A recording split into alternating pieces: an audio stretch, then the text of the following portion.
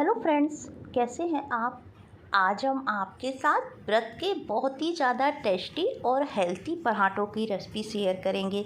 यदि आप भी व्रत में ज़्यादा तला हुआ नहीं खाना चाहते तो बहुत कम घी में बनकर तैयार हो जाने वाले इस मज़ेदार से नाश्ते को बनाकर ज़रूर ट्राई करिएगा। और इसी के साथ हम एक चटपटी सी चटनी भी आपके साथ शेयर करेंगे। चलिए तो फटाफट से बनाना हम शुरू करते हैं। तो सबसे पहले यहाँ पर हमने 1 कप व्रत वाला चावल लिया है। मार्केट में बहुत आसानी से मिल जाता है और ये देखिए बिल्कुल छोटा छोटा सा इसका दाना होता है। व्रत में ये खाया जाता है। तो इसको सबसे पहले एक मिक्सी के जार में हम डाल देंगे और इसको बिल्कुल बारीक पीस देंगे। तो ये देखिए हमारे चावल का आटा बनकर तैयार हो गया। अगर आपके पास पहले से ही व्रत वाले चावल का आटा हो तो आपको चावल पीसने की कोई ज़रूरत नहीं है। और अब यहाँ पर हमने 2 मीडियम साइज़ के उबले हुए आलू लिए हैं। आलूओं को छीलकर हमने ठंडा कर लिया है। ठंडे आलू का ही आप यूज़ कीजिएगा क्योंकि उसमें मॉइस्चर कम होता है। और अब इन आलूओं को हम ग्रेट कर लेते हैं। आप मैशर से मैश भी कर सकते हैं पर आलूओं में कोई भी पीस नहीं होना चाहिए। तो यहाँ पर हमने दोनों आलूओं को ग्रेट कर लिया है। अब इसमें आधा चम्मच जीरा डालेंगे और चौथाई चम्मच इसमें हम काली मिर्च पाउडर डालेंगे। साथ में 2 कटी हुई हरी मिर्च डाल देते हैं। तो हरी मिर्च को हमने बिल्कुल बारीक ही काटा है। और साथ में बारीक कटा हुआ हरा धनिया डालेंगे। और अब इसमें व्रत वाला नमक डालेंगे। तो आधी चम्मच इसमें हमने नमक भी डाल दिया है। और जो चावल हमने पीसे थे उसका आटा भी इसमें हम डाल देते हैं। तो थोड़ा सा आटा भी हमने बचा लिया है, ज़रूरत पड़ेगी तो इसे हम बाद में डालेंगे।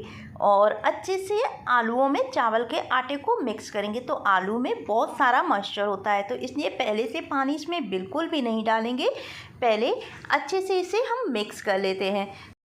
तो ये देखिए आलूओं में आटे को अच्छे से मिक्स कर लिया है। अब इसमें बचा हुआ आटा भी हम डाल देंगे और वापस से इसे अच्छे से मसलते हुए मिक्स करेंगे। तो ये लीजिए इनको अच्छे से मिक्स कर लिया है और ये बिल्कुल डो की तरह से हो गया है। अगर आपका ये डो सख्त हो तो इसमें 2 से 3 चम्मच पानी डालकर आप इसे अच्छे से मसल लीजिए। तो इसे तकरीबन हमने 1 से 1.5 मिनट ही गूँथा है। और ये देखिए कितना चिकना और सॉफ्ट डो बनकर हमारा तैयार हो गया। अब इसमें 1 चम्मच हम घी डाल देते हैं और वापस से इसे एक बार और अच्छे से गूँथ लेते हैं। तो ये देखिए चावल के आटे और आलू का हमारा डो बनकर तैयार हो गया। तो इसे बिल्कुल रोटी जैसा लगाया है, ना ज़्यादा ये सख्त है और ना ज़्यादा ये सॉफ्ट है।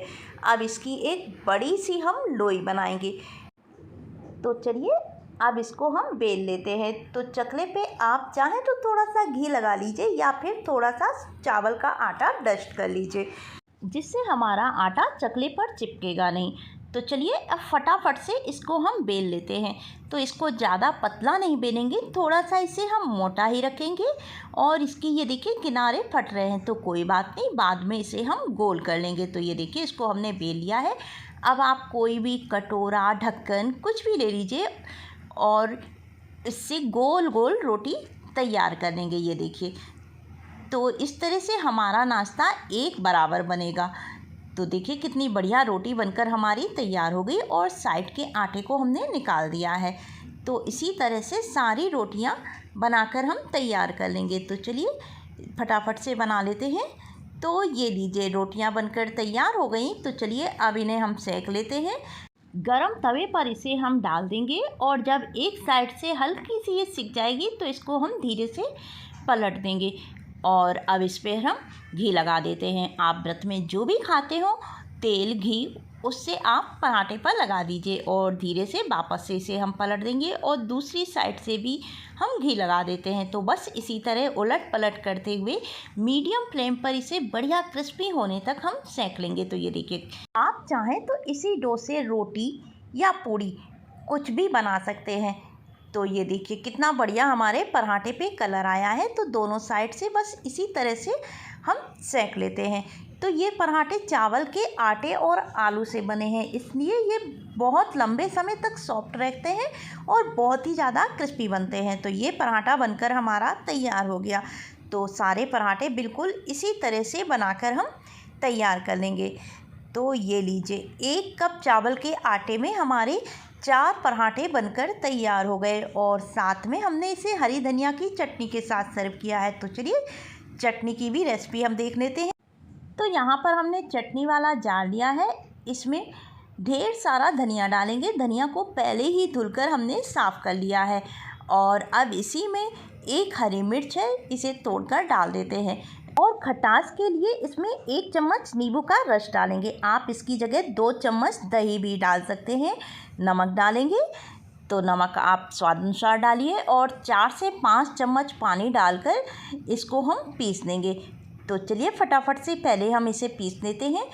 तो ये देखिए चटनी बनकर हमारी तैयार हो गई और ये देखिए कितना बढ़िया चटनी पे कलर आया है। तो एक बाउल में इसे अब हम निकाल लेते हैं और आप इस चटनी को 2 से 3 दिन के लिए फ्रिज में स्टोर करके भी रख सकते हैं और ये चटनी बिल्कुल भी ख़राब नहीं होती। तो ये लीजिए हमारा मज़ेदार सा हेल्थी व्रत का खाना बनकर बिल्कुल तैयार है।